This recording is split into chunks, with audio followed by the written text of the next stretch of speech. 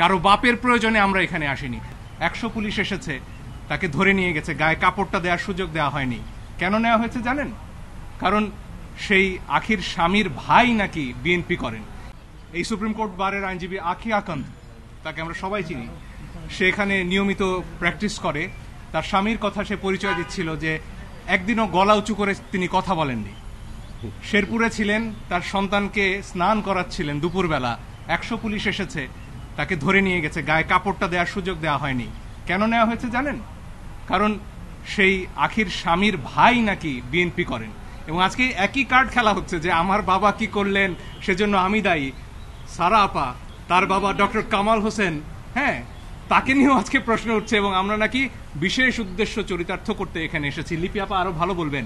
সেদিন সকাল 9:15 যেদিন কালকে আমরা তো পিটিশন দায়ের করলাম, লিপি আপা বললেন যে বাচ্চারা তো ডাক দিয়েছে রাস্তায় নামার, এদেরকে তো আবার গুলি করবে, আমরা কি কিছু করতে পারি না? এই একটা প্রশ্ন থেকে একজন আইনজীবী হিসেবে দায়বদ্ধতা থেকে আমরা এসেছি। আধা ঘন্টার মধ্যে পিটিশন ড্রাফট করে আমরা বলেছি যেভাবে পারে যে পারে যেন এই গুলিটা থামানোর চেষ্টা করা হয়। আমরা আমাদের সন্তানদের রক্ষা করার জন্য এসেছি, কারো বাপের প্রয়োজনে আমরা এখানে আসিনি। আমরা লিপি আপা আরো ভালো বলতে পারবেন। যেটা হয়েছে যে আমরা এখানে এসেছিলাম সম্পূর্ণ একটা অরাজনৈতিক, আমাদের শিশু মানে যারা আছেন আন্দোলনকারীরা বা বাচ্চারা যারা মাঠে নামছে তাদের জীবনটা রক্ষা করার জন্য, এবং যারা মারা গিয়েছেন তাদের কি বলবো যে তাদের মৃত্যুটা যে স্বাভাবিক মৃত্যু ছিল না সেগুলোর জন্য। তো এটিকে সামহাও আজকে আমরা যেটা দেখেছি যে অনেক আইনজীবীরা পিছন থেকে একটা রাজনৈতিক রূপ দেওয়ার চেষ্টা করেছেন। একদম পরিষ্কারভাবে বলি, এখানে আমরা কেউই কোনো রাজনীতি করার জন্য আসিনি। লাশের উপরে রাজনীতিবিদরা করেন, আইনজীবীরা করেন না, এটা আমি সম্পূর্ণভাবে বিশ্বাস করি।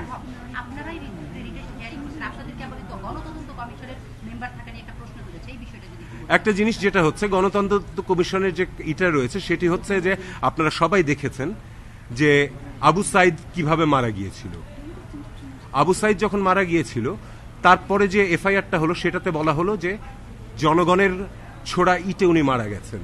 এর ফলে আমাদের নাগরিক সমাজের মধ্যে একটি অনাস্থা তৈরি হয়েছে যে এই তদন্তটা ঠিক হবে কিনা, এবং এই ঘটনার সাথে ওগুলোকে মিলানো কোনো স্কোপ নেই। এবং আমাদের যে জুডিশিয়াল কমিটি হয়েছে 1 সদস্য বিশিষ্ট, সেটি হয়েছে প্রথম দিনের 6 জনের জন্য। বাকি সবগুলোকে কিভাবে হলো সে বিষয়ে জনতার কাছে একটা দায়বদ্ধতা নিয়ে এই কমিটি হয়েছে।